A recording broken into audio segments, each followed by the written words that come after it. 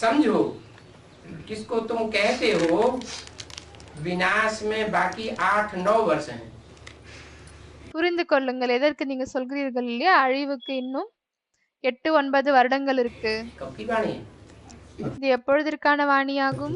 8 वर्ष की 68 की वाणी है। 68க்கான வாணியாகும். तो 8 वर्ष ही बाकी थे। அதுல 8 வருஷங்கள் தான் மிச்சமாக இருந்துச்சு. 8-9 वर्ष बाकी थे माना 8-9 வருடங்கள் தான் இருந்துச்சு. அப்படின்னா सन 76 की बात थी। तो क्या வருடம் 76க்கான விஷயமாக இருந்தது. सन 76 में विनाश हो गया? அப்பொழுது என்ன, வருடம் 76ல் அழிவு ஏற்பட்டு விட்டதா? इसलिए बोला समझो माना அதனால்தான் நீங்க சொல்லியிருக்காரு புரிந்து கொள்ளுங்கள். அப்படியானால் सब नहीं समझेंगे। அனைவருமே புரிந்து கொள்ள மாட்டார்கள். बाबा जिन बच्चों से विशेष इमर्ज करके बात करते हैं वो तो समझेंगे। பாபா எந்த குழந்தைகளை விசேஷமாக இமர்ஜ் பண்ணி பேசுவாரோ அவர்கள் புரிந்து கொள்வார்கள் இல்லையா? समझो किसको तुम कहते हो विनाश में 8-9 वर्ष बाकी है। இப்பொழுது புரிந்து கொள்ளுங்கள். ஒருவேளை நீங்கள் யாருக்காவது சொல்றீங்க இன்னும் அழிவுக்காக 8-9 வருடங்கள் மிச்சமாக இருக்கு. कहते हैं ये कैसे हो सकता है? அப்பொழுது அவங்க சொல்வாங்க, இது எப்படி நடக்கும்? कौन कहता था उस समय? ये किसकी बुद्धि में होगा कि 8-9 वर्ष में दुनिया का विनाश हो जाएगा? இது அந்த 68ல் யாருடைய புத்தியில் இருந்துச்சு, இன்னும் 8-9 வருடங்களில் அழிவு ஏற்பட்டு விடும் என்று? ब्रह्मा कुमारी सब कहते थे। पक्का பிரம்மகுமார் குமாரிகள் அனைவருமே சொன்னாங்களா? निश्चयपूर्वक உறுதியாக நிச்சயத்தோடு ब्रह्मा कहते थे। பிரம்ம பாபா தான் சொன்னாங்கன்னு மாணவர்கள் பதில் கொடுக்கறாங்க. वो कहते हो बाबा ने अपनी बात नहीं बताई। பாபா அதுக்கு சொல்றாரு, நீங்கள் சொல்றீங்க. பாபா தன்னுடைய விஷயத்தை சொல்லல. इनकी बात भी नहीं बताई। कहने वाला कौन है? இவருடைய விஷயத்தையும் சொல்லலை. சொல்லக்கூடியவர் யாரு? शिव। சிவன் தானே சொன்னாரு. ब्रह्मा के मुख से कहते हैं।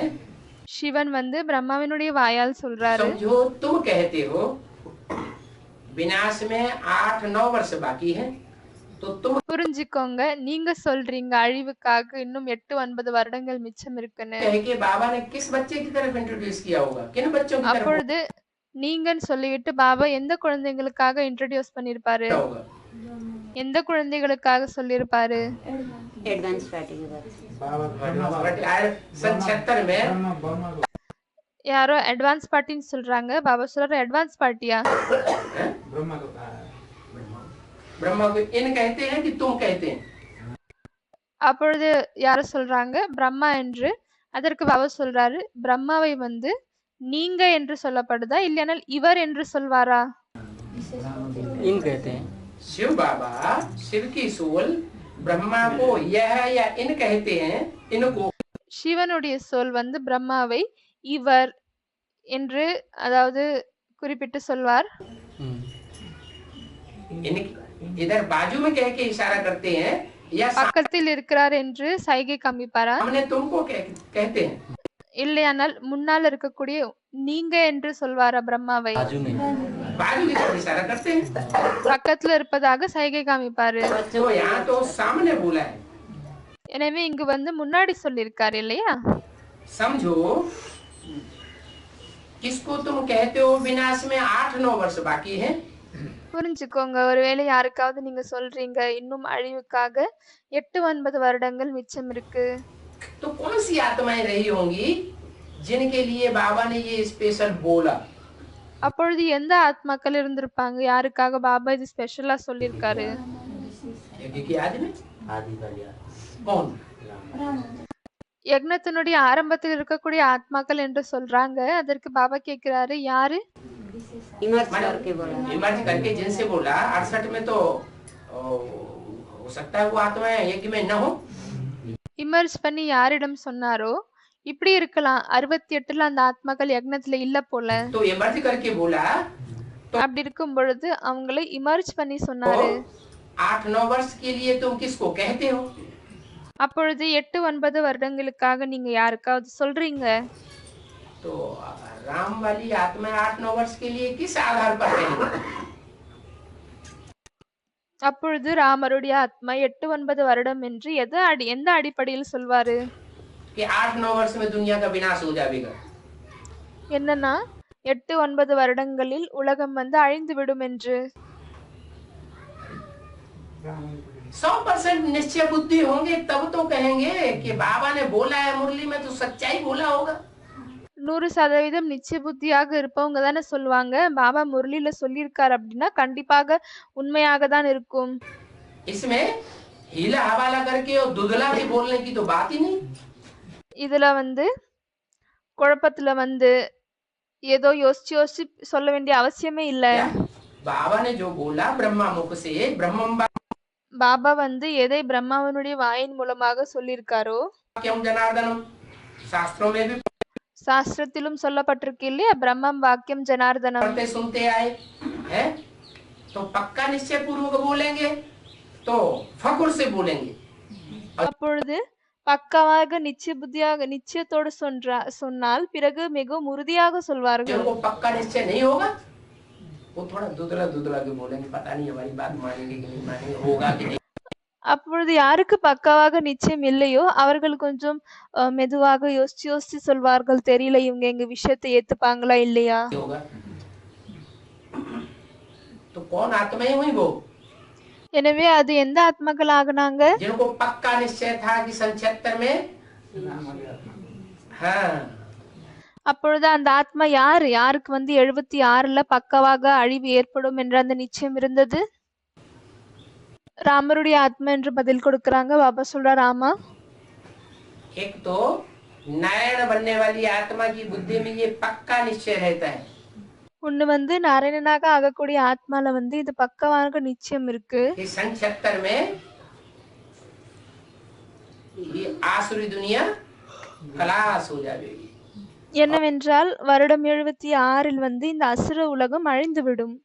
नई दुनिया का संगठन शुरू हो जाएगा மற்றும் புதிய உலகத்தினுடைய சங்கடன் வந்து தொடங்கிவிடும். कहते हैं ये कैसे हो सकता है? सुनने சொல்றாங்க, இது எப்படி நடக்கும்? वाले क्या कहते हैं? யார் இந்த விஷயங்களை கேக்குறாங்களோ அவங்க என்ன சொல்றாங்க, ये कैसे हो सकता है? இது எப்படி நடக்கும்? हमारा विचार नहीं है कि इतनी बड़ी दुनिया सन 76 में खलास हो जाएगी। வருடம் 76ல் இவ்வளவு பெரிய உலகம் அழிந்துவிடும் என்ற அந்த சிந்தனை சரி என்று எங்களுக்கு தெரியல. फट से कहना चाहिए ये हम कोई थोड़े ही बताते हैं உடனடியாக அப்பொழுது சொல்ல வேண்டும், இதை என்ன நாங்க சொல்றோமா? कि 10 वर्ष में दुनिया का विनाश हो जाएगा। 10 வருடங்களில் உலகம் அழிந்துவிடும் என்று நாங்க சொல்றோமா என்ன? क्या फकुर से कहना चाहिए, फट से कहना चाहिए। உறுதியாக உடனடியாக சொல்ல வேண்டும். ये तो भगवान वाच है। இது வந்து பகவான் வாச்சாகும். क्या भगवान हमको बताते हैं कि பகவானுடைய வார்த்தைகள் ஆகும். பகவான் தான் நம்மளுக்கு சொல்றாரு 8-10 वर्ष में शायद ये दुनिया का विनाश हो जाएगा। என்னவென்றால் 8-10 வருடங்களில் இந்த உலகம் வந்து அழிந்துவிடும். भगवान वाच है ना, பகவான் வாட்ச் இருக்கு இல்லையா?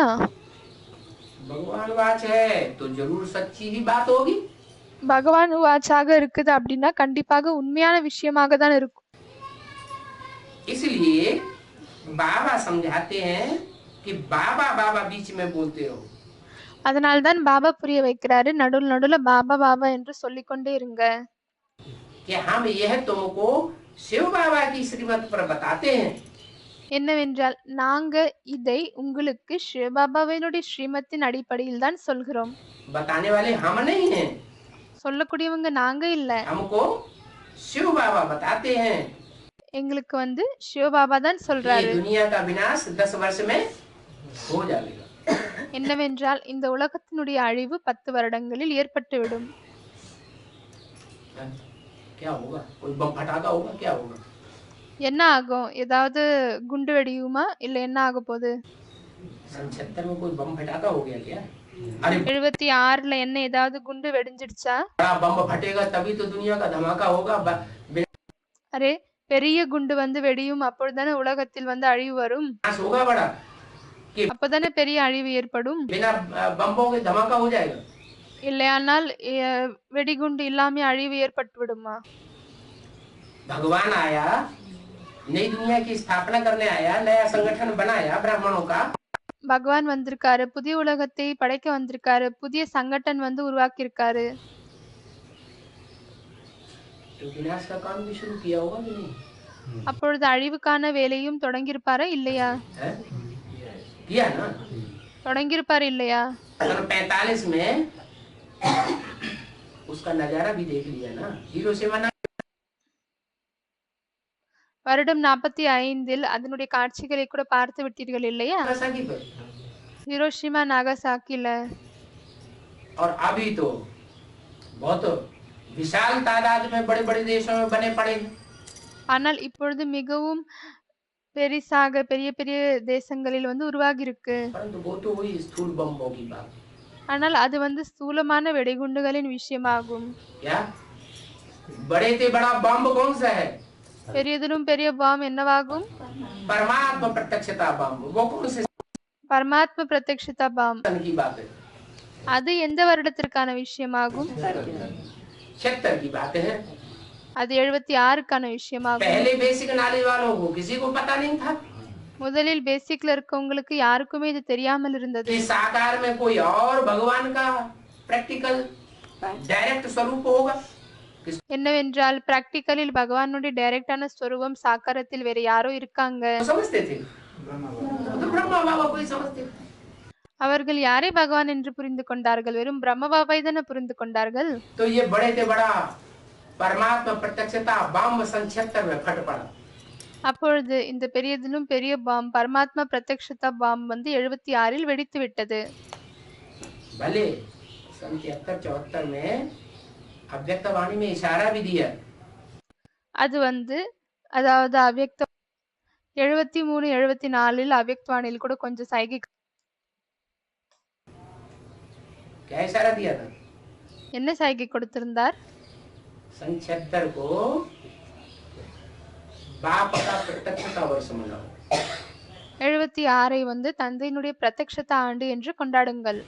लेकिन वो सामान्य रूप से सुनने वालों ने सुन लिया அதை வந்து சாதாரண ரூபத்தில் கேட்கக்கூடியவர்கள் கேட்டு விட்டார்கள். और समझने वालों ने समझ लिया कि हम बहुत सर्विस करेंगे।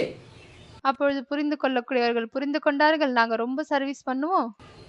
हम बड़े बड़े मेले के प्रोग्राम बना रहे हैं ना, 73 से बड़े बड़े मेले मलाकर शुरू हो गए। 73 இருந்து அதனால ரொம்ப பெரிய பெரிய திருவிழாக்கள் எல்லாம் அவங்க வந்து ஸ்டார்ட் பண்ணிட்டாங்க. तो ये इतने बड़े बड़े मेले हो रहे हैं, अब जल्दी ही बाप की प्रत्यक्षता बहुत सामान्य बात समझ ली। அப்பொழுது இவ்வளவு பெரிய பெரிய திருவிழாலாம் நம்ம கொண்டாடுறோம், அப்படி இருக்கும்பொழுது சீக்கிரமா தந்தையினுடைய பிரத்யக்ஷத்தை ஏற்பட்டுவிடும். இப்படின்னு அவர்கள் வந்து அந்த விஷயத்தை சாதாரணமாக புரிந்து கொண்டார்கள். ये नहीं समझा कि कोई प्रैक्टिकल साकार स्वरूप होगा। இதை வந்து புரிந்து கொள்ளவில்லை. என்னவென்றால் ஏதோ ஒரு பிராக்டிக்கலில் சாக்கார ஸ்வரூபம் இருப்பாரு போல. और उसके द्वारा साकार में शिव बाबा और ब्रह्मा बाबा மற்றும் அவர் மூலமாக சாக்காரத்தில் சிவ பாபா பிரம்ம பாபா प्रत्यक्ष होकर के पाठ बजाएंगे। இவங்க வந்து பிரத்யக்ஷமாகிவிட்டு பாட் பண்ணுவாங்க. और वो बात सन 76 में एडवांस पार्टी के द्वारा ब्राह्मणों की दुनिया में எனவே அந்த விஷயம் வந்து 76 அட்வான்ஸ் பார்ட்டி மூலமாக பிராமணர்களின் உலகத்தில் बम फट गया। बड़े से बड़ा बम कौन सा है? பெரிய அந்த பாம்பு வந்து குண்டு வந்து வெடித்து விட்டது. எனவே பெரியதிலும் பெரிய குண்டு என்னவாகும்? परमात्मा प्रत्यक्षता बम। பரமாத்மா பிரத்யக்ஷதா பாம்.